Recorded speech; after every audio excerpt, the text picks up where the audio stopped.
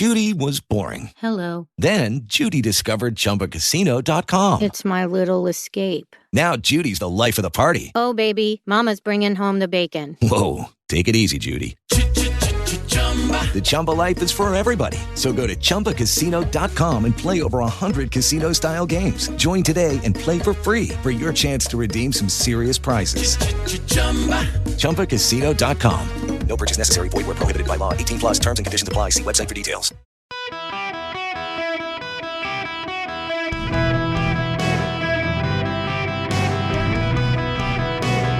Welcome to the Eric Erickson Show podcast, Hour 1. Hello and welcome. It is Eric Erickson here across the United States of America. The phone number here, 877-973-7425. I'm in the home studio today, which I haven't been in since January. But I've got a sick kid at home. My wife is at her oncology scans. It's her every 3-month scans, and I wanted to be with her, but between the indictment in Fulton County with President Trump and my son is homesick today from school, I needed to be home, so she's on her own today. Prayers appreciated. She meets with the doctor in about an hour. She's had her scans. We just don't know the results yet.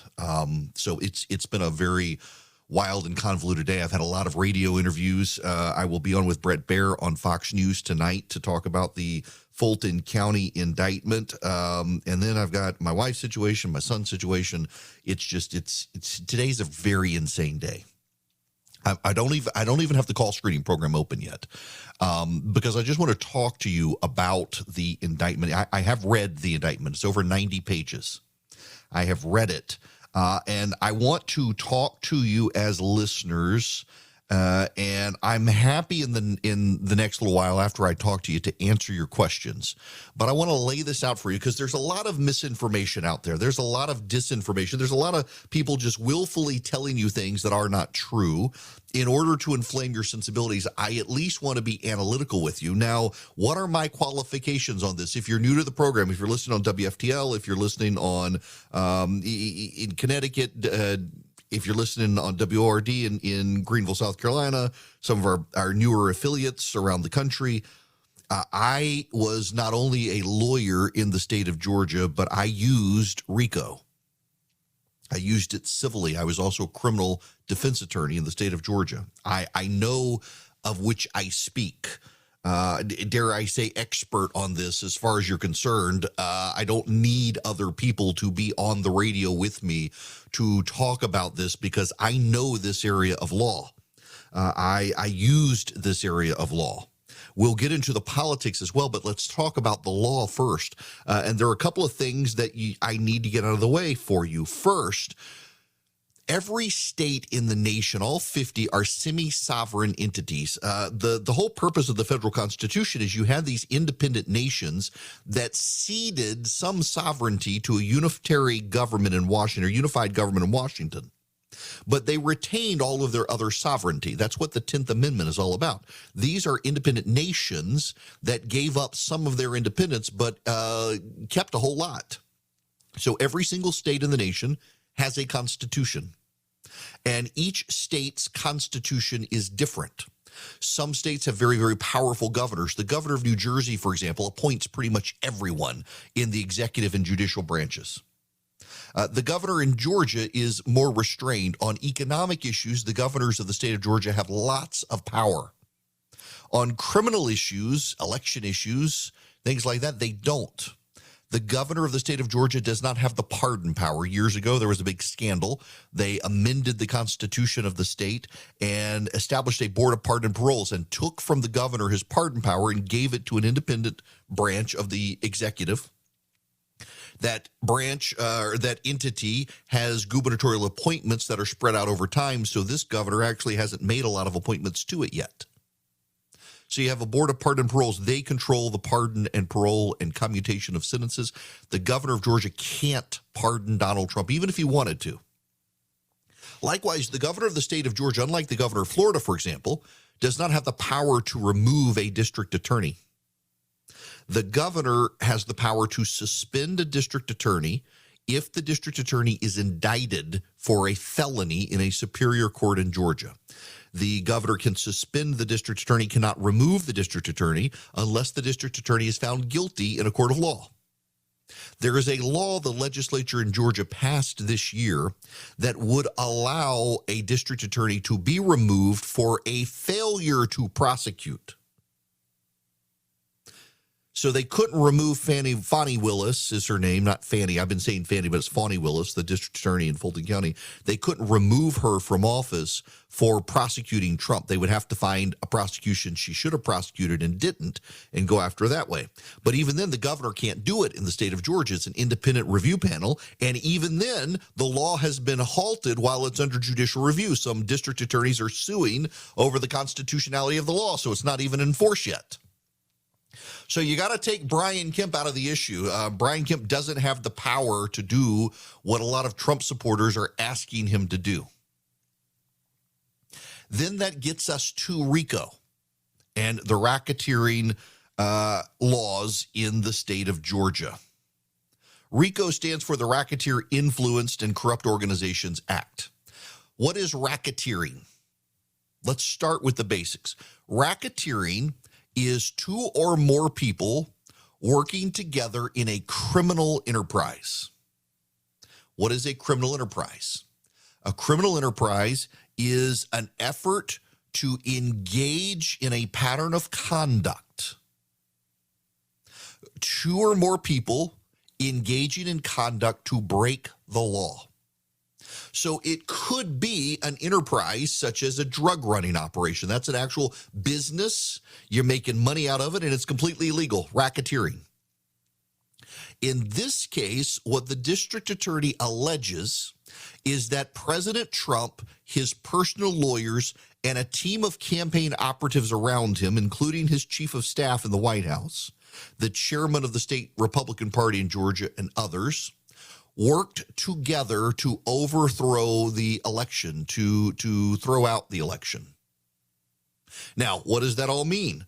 Ironically, Donald Trump claims the 2020 election was stolen from him, and the district attorney in Fulton County, Georgia, alleges that it was Donald Trump himself who was trying to steal a lawful election. The district attorney begins with an interesting revelation.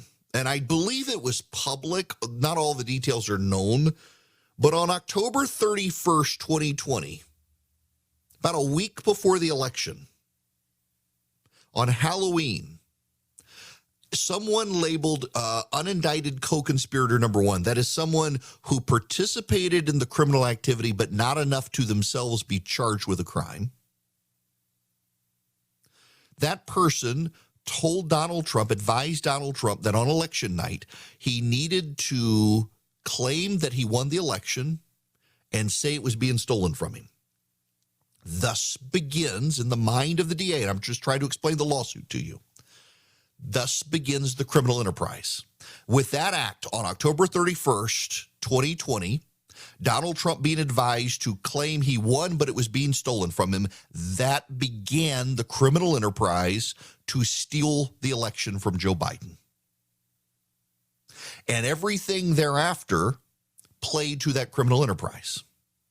Now, there's something happening. If you read the indictment, and you may be seeing screenshots of the indictment from people, you may even be hearing either ignorant or malicious people tell you that, Donald Trump, they say that one of the things he did was he tweeted out a TV appearance on OAN News. That's not a crime. And some people say they're charging him with looking up a phone number for someone. No, they're not. So here's what happens in a RICO lawsuit. You allege racketeering. You allege that you are engaged in a criminal enterprise to do some illegal activity. What you have to show in the RICO case is all of the acts, legal and illegal, that were taken to advance the criminal enterprise. So they have to, in the lawsuit, they actually have to list all of the actions taken to show the crimes. Some of those actions are explicitly legal actions. What they do is they show you all of the legal actions that were taken that then led up to the criminal activity. They can't just put the criminal activity in there because, again, they're alleging a conspiracy. They're alleging people worked together to advance a crime. Some of the work they did was perfectly legal, like calling people, getting people on the phone, asking people for information, all that stuff perfectly legal. What they allege is that they wanted to steal the election.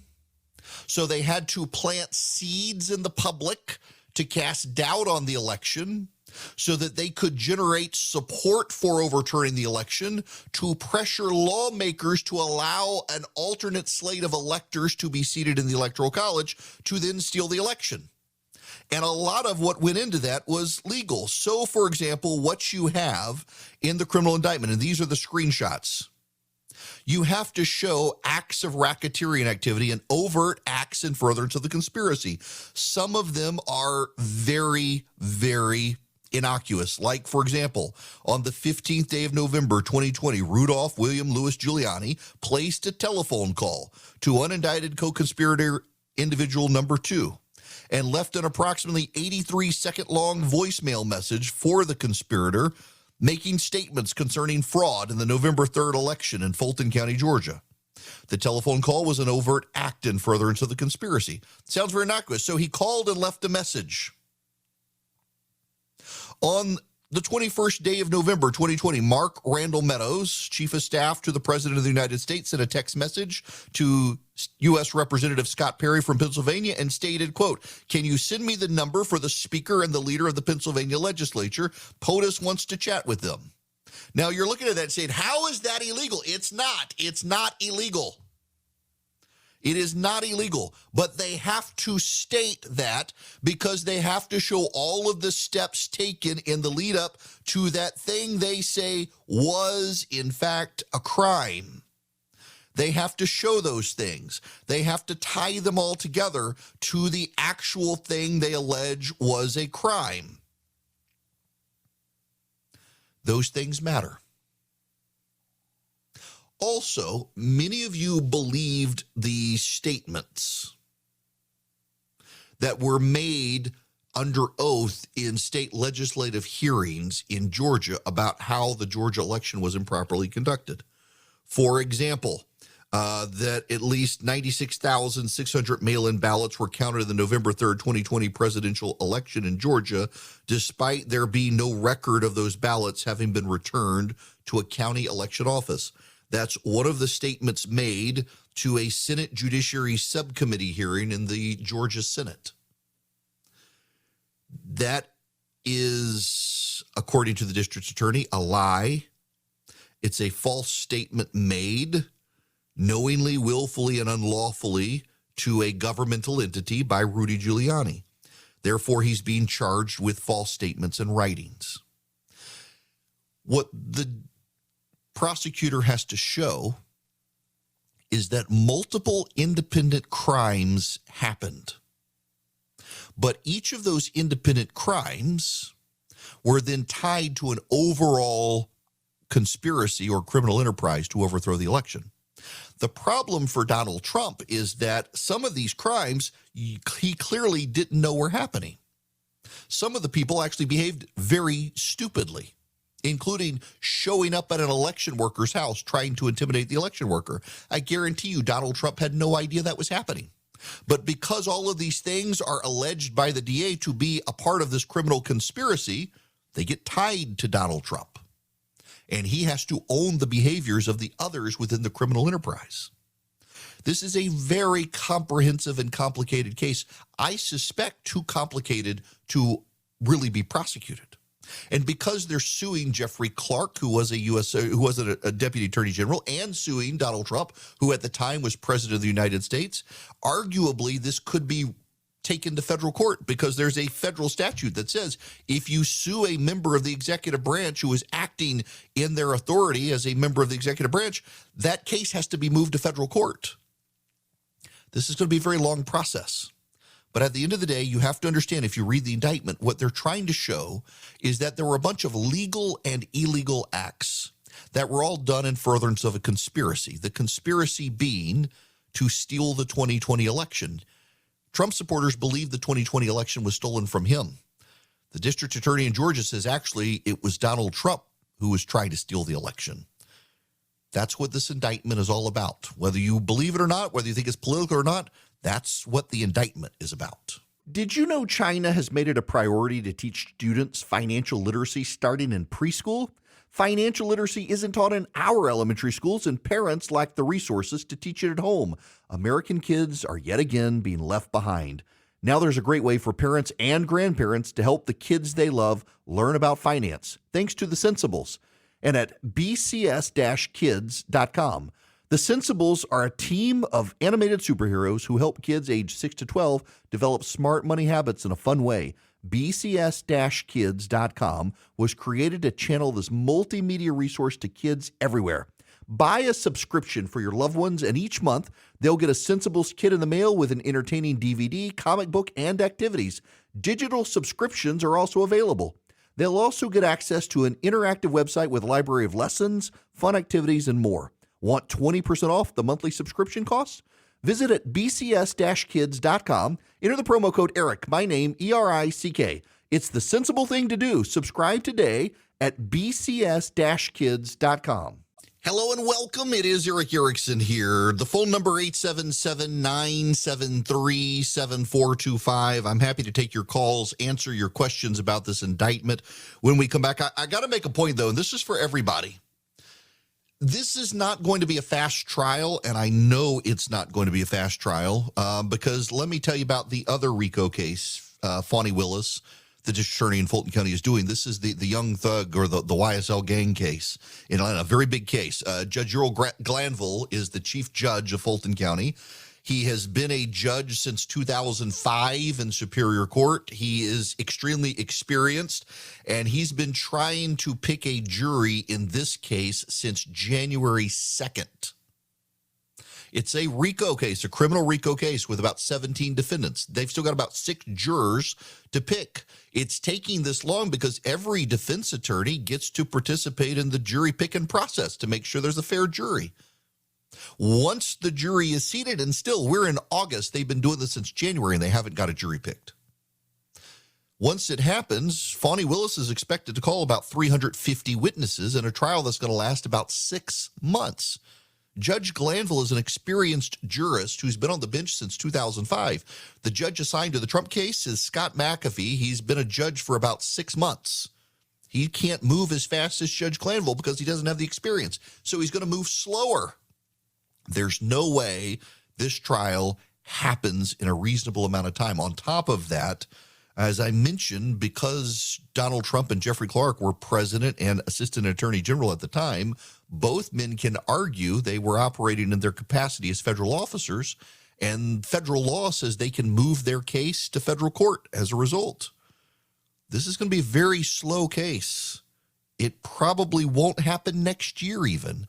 I mean, it's taken them 8 months to pick jurors in the YSL case, and this is going to be far more contentious and controversial. So don't expect it to happen. And, of course, there are 3 other indictments against Trump ahead of this one. That matters, too. Now, I got to tell you about Americans for Prosperity. They're coming to the conference this week here in Atlanta, and I'm looking forward to having them, reigniting the American dream, reminding people what makes America great and how America works. And they want you to be a part of their vision for a future of America with limited government, free markets, and free people. And they want you to find out about why Bidenomics is bad and educate people. And all you have to do is go to americansforprosperity.org/ERICK. Americansforprosperity.org/ERICK. That's my name, Eric. You go there. You can sign up, be one of 4 million activists who are supporting Americans for Prosperity around the country. So go to americansforprosperity.org/Eric today. Sign up, be an activist. Find out about their Bidenomics tour around the country as they explain how bad Joe Biden's economic policies are and what we can do at the state level to roll them back. americansforprosperity.org/ERICK. Become an activist with Americans for Prosperity, and they'll help you be an even more effective conservative activist wherever you are across the country. I am a small businessman. The company that I run for my radio show, it's a small business. I've got employees. I don't have HR. You may be in that situation and you may really need HR. Well, you may want to talk to Bambi. When running a business, your employees can create all sorts of interesting situations and they could get you in trouble. What happens when two employees are squabbling? One of them smells bad all the time. What do you do? How do you navigate the rules? With Bambi, you get access to your own dedicated HR manager starting at just $99 a month. They're available by phone, email, real-time chat. Onboarding and terminations run smoothly. Team members reach peak performance. Your business stays compliant with changing HR regulations. Let Bambi handle your employees for you. Their HR autopilot automates important HR practices like setting policies, training, and feedback. Listen, you want U.S.-based HR managers who give you experience, expertise, a personal touch you need to make it seem like they're a part of your team. They could cost $80,000 a year, but Bambi starts at $99 a month. Schedule your free conversation today to see how much Bambi can take off your plate. Go to Bambi.com right now. Type in Eric Erickson under podcast when you sign up. It'll help you. It'll help your company grow. It'll help you keep peace of mind. It's spelled B-A-M-B-E-E. BAM, B-E-E.com. Bambi.com. Type in Eric Erickson. Hi there, welcome. It is Eric Erickson here across the nation. I want to reset for you real quick, and there is other news I want to get to. This indictment is big, and I want to lay out for you why it's big, and I'm happy to take your phone calls as well. I know people got questions. Let me just say this before I get to your phone calls. You and I do, think this is politically motivated. Fani Willis, the DA, is running for re-election next year in Fulton County. Her campaign wants everybody to know she's indicting Donald Trump. I think this is politically motivated. But just because it's politically motivated doesn't mean she can't do it. It doesn't mean she's not alleging serious crimes. These are serious crimes. And she's the DA, and she gets away with it. And Trump will have to fight it, and will spend a lot of money. He's spending a lot of money already in New York, which is a garbage case that I expect to be thrown out by a judge. I think the most serious case is the Florida case, and I'll get into that here in a minute. And this is the second most serious case. I think the Jack Smith case in Washington is actually not a strong case for the government. I think Trump wins that one.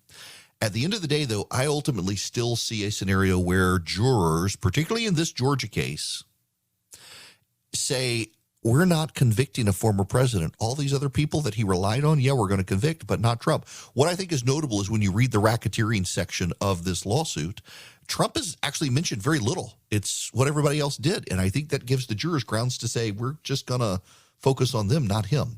All right, to the phones we go. Brian, you're going to be up first. Welcome to the show.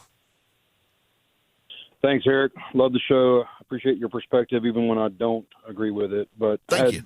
Two things I wanted to get your take on. One, and you kind of spoke to it a minute ago, but why is it, do you think, that she believes that we can get a trial in 6 months when it took her 2+ years to develop the case? And then second, why did her press conference sound more like a pep rally for a campaign than it did a statement of an indictment? So she thinks because she's the DA, she can reorder the docket in Fulton County for criminal prosecutions to fast track this. That's what she thinks. I don't think she can because of the YSL gang case in Fulton County. And again, for perspective, and Brian, I know you and I are in Georgia. This case, it's called the Young Thug case. 17 or 18 defendants, much like this scenario with Donald Trump. Every defense attorney gets to participate in what's called voir dire. That's where you interview the jurors and try to vet out people with biases. It has taken 8 months, and they're still not done in the YSL case. I don't see how you get this case. And by the way, that case is going to take 6 months. It's consuming a lot of resources. There is a budget. You got to pay lawyers and experts, all this stuff. I don't see this case happening probably till 2025. And I could be wrong on that. Maybe they can rearrange the calendar, but it's going to take you a year to pick a jury. And then what happens if a juror dies? Then you got to start over with jurors. I don't see it happening. On the other, you're absolutely right. It is a political pep rally. She is using this for her political advantage. District attorneys do this. Republican and Democrat alike do it. She gets to do it. You and I can look at it and say this is political. Her voters and donors are going to eat it up because they hate Donald Trump. I wonder if he's going to try to get a change of venue or if he moves it to federal court. And I think he's got a legit argument, he and Jeffrey Clark do, to move the whole thing to federal court. Then you get a broader pool. So the Fulton County Superior Court picks jurors from Fulton County, which is Atlanta proper, and then you have places like Roswell and Alpharetta in there. But then if you go to federal court, you're picking from all of the counties in the Northern District of Georgia. And that includes Cobb and Gwinnett, Henry. It includes DeKalb, but it includes Carroll and Cherokee and Forsyth, some Republican areas. You expand the pool of voters and improve his odds, and you probably are going to have it before a judge who actually was a Trump appointee as well. So I suspect that's going to be one of the first moves that his legal team makes, is to move this to federal court. And by the way, her fundraising off of this and making it a campaign issue for her donations, I think that gives really plausible grounds for them to do so. Now, you should know, and this is happening right now, Donald Trump has this morning at 8:49 a.m. posted this on Truth Social.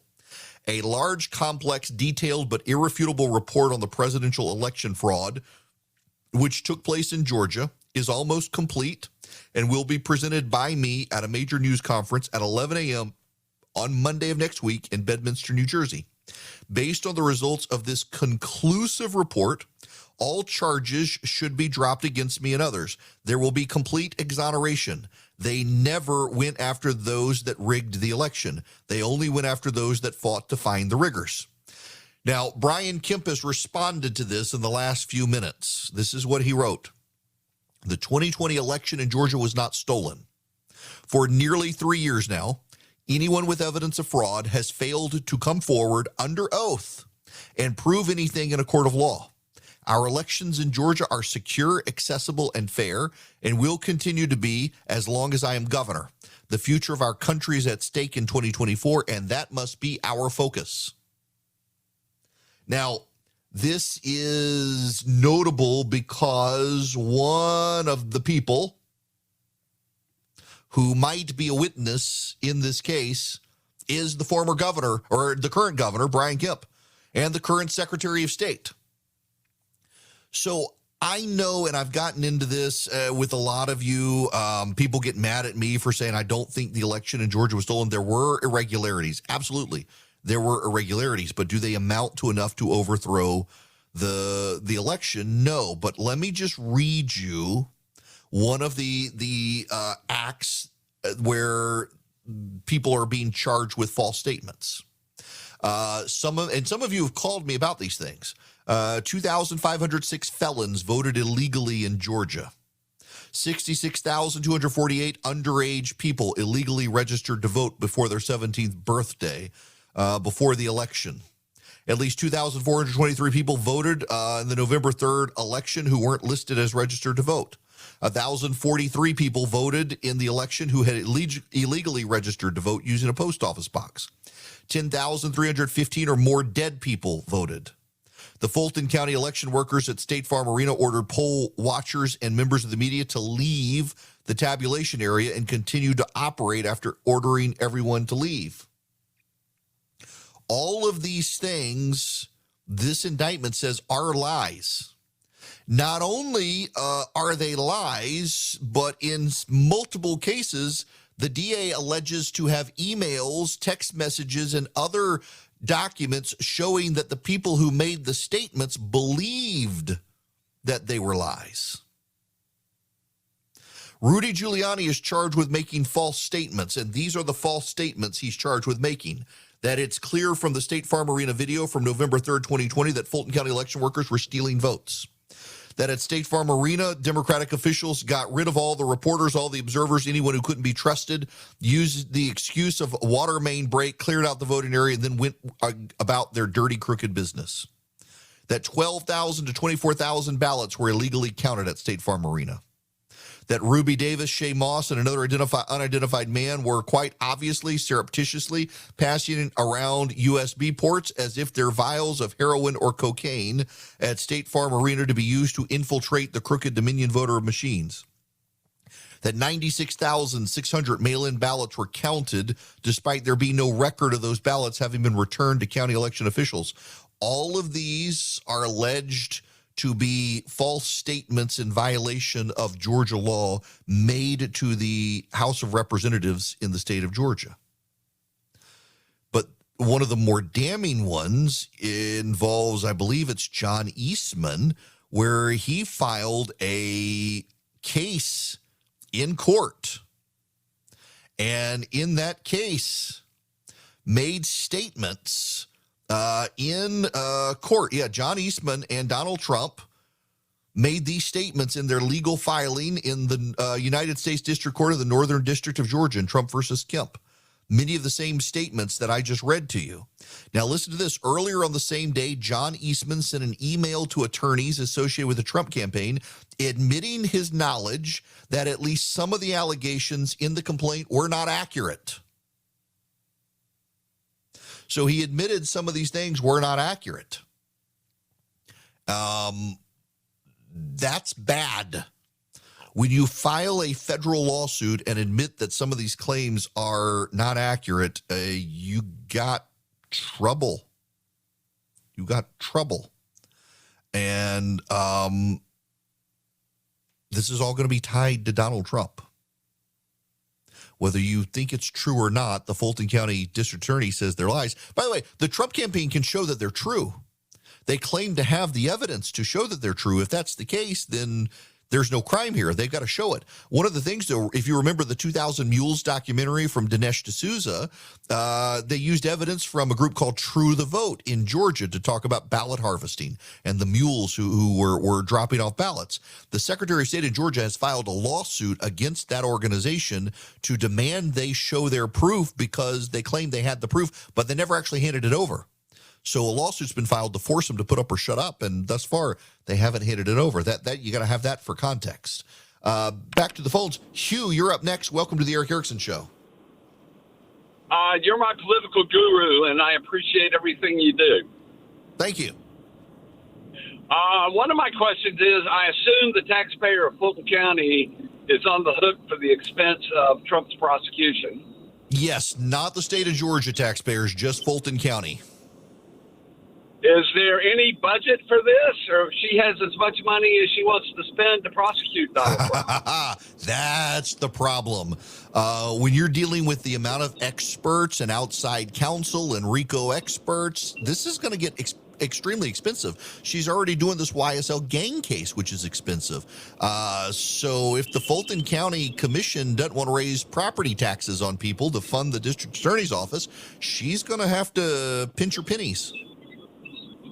One other question. If this gets transferred to federal court, is the Fulton County taxpayer still on the hook for this prosecution? Yes. Yep, sure are, because it's the Fulton County prosecution, even if it's in federal court. So Georgia taxpayers won't pay for it.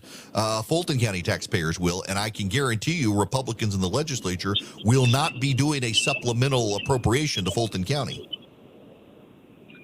That's all I have. Thanks for your work. Thank you very much. Thanks very much. Steve, let's go to you next. Welcome to the show, Steve. Hey, Steve. Hope, Eric, you and your family are all well. And that being said, I have a take that I didn't know whether it was discussed or not yet for the case involving the former president in Fulton County. Being the fact, and Botswamy himself wanted to aid, who's running against him in the primary, wanted to aid the president by helping him legally, so to say. And he says that he would write an amicus brief saying that that because they released the indictment before the judge even signed it, that everything is invalid and should be thrown out. Can I have your take on that? Yeah, legally, no. It sounds good. And I think that's also another reason you and I can say this is politically motivated is clearly the fix was in. But you only have to have a majority of the grand jury go along with it anyway. Keep in mind what the grand jury's doing is just they're looking at what a special grand jury did, reaffirming the special grand jury's work with their recommendations. So, yeah, the fix is in, but you only need a majority of the grand jury. You don't need a unanimous grand jury. So even if the judge didn't sign it yet. Correct.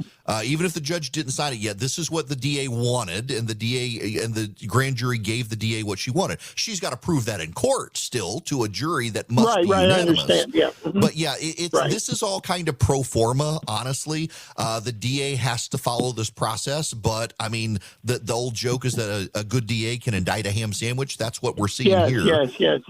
It stinks anyway. The whole thing stinks, and I don't necessarily mean Trump, whether he committed the crimes or not, but the whole thing stinks.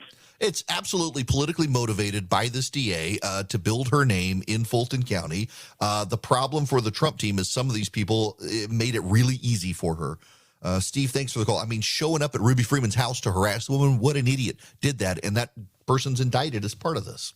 All right, I'm happy to take your phone calls, but right now I got to tell you, I've got my Walking Liberty $50 from Swiss America. If you want one of these for your kids, even they're $13.50 each from Swiss America. You're limited to 250 of these per customer while supplies last, but it's an incredible deal. You get the Walking Liberty $50 for $13.50. They're gorgeous and they're real silver. And get them for your kids, get them as a collectible, but get them to start your entry into precious metals as part of your portfolio. If you want this deal, and again, it's the Walking Liberty $50 for $13.50 each. Call 800-289-2646. 800-289-2646, or you can go to SwissAmerica.com/Eric. If you call or text 800-289-2646, mention me, Eric, E-R-I-C-K, and you can get this Walking Liberty $50 deal from Swiss America. It's a great entry into precious metals as part of your portfolio, or just to collect, or just to have something cool for your kids or grandkids. $13.50 each. Call 800-289-2646 or visit SwissAmerica.com/Eric. Message and data rates may apply. This hour of the program brought to you by First Liberty Building and Loan. Wherever you are nationwide, they can help your business grow. You buying a building, buying a franchise, expanding a franchise. That's their wheelhouse. FirstLibertyGA.com is the website, FirstLibertyGA.com. If you need $250,000 or more to help your business grow, reach out to them, FirstLibertyGA.com. Y'all, by the way, nationwide, not just Georgia, anywhere in the nation, they can help, despite them being in Georgia. There's breaking news happening right now. I've got to get to this separate from Donald Trump. This is the Hunter Biden situation. The government has just dropped a major filing in response to Hunter Biden's legal team. If you recall, Hunter Biden's legal team went to court and argued that the plea deal should still be binding on both sides. But this is from the court filing that has just been filed in federal court in Delaware. First, the government did not renege on the previously agreed upon plea agreement, as the defendant inaccurately asserts in the first substantive sentence of his response. The defendant chose to plead not guilty at the hearing on July 26, 2023, and U.S. probation declined to approve the proposed diversion agreement at that hearing. Thus, neither proposed agreement entered into effect. Instead, at the end of the hearing on July 26, the two proposed agreements were drafts that either party could propose changes to. Both parties did so following the hearing. Without going into the substance of the negotiations between the parties, in the afternoon after the hearing on July 26, defense counsel asked to meet with the government. At that meeting, defense counsel proposed changes in both documents. The government considered the defendant's proposal and did not believe they were in the best interest of the United States and offered counter proposals on July 31st, 2023. The defendant rejected those. Government intends to now go to trial against Hunter Biden. No plea arrangement now. So they say. We'll see. I mean, can you really believe it, what they did? But that's the breaking news happening now. The government's filing says that Hunter Biden's team walked away from the plea agreement and proposed alternatives and refused the government's responding alternative. Therefore, you got problems for Hunter Biden. 877-973-7425. When we come back, I want to spend just a little bit longer diving into the indictment. And then there's the big lawsuit in Montana where I was dismissive of it, but an activist judge has agreed with kids in Montana as young as 5 that they have standing to sue the state over global warming. Essentially, a group of rich kids want to force the cost of living for Montana poor people to go up so that they can continue to live on their parents' acreage in Montana without having to worry about things. One of them claimed to have standing because they get allergies due to seasonal changes. We'll get into that as well. Hello, it is Ryan, and I was on a flight the other day playing one of my favorite social spin slot games on ChumbaCasino.com. I looked over at the person sitting next to me, and you know what they were doing? They were also playing Chumba Casino. Coincidence? I think not. Everybody's loving having fun with it. Chumba Casino is home to hundreds of casino-style games that you can play for free anytime, anywhere, even at 30,000 feet. So sign up now at ChumbaCasino.com to claim your free welcome bonus. That's ChumbaCasino.com and live the Chumba life. No purchase necessary. VGW. Void where prohibited by law. See terms and conditions. 18+.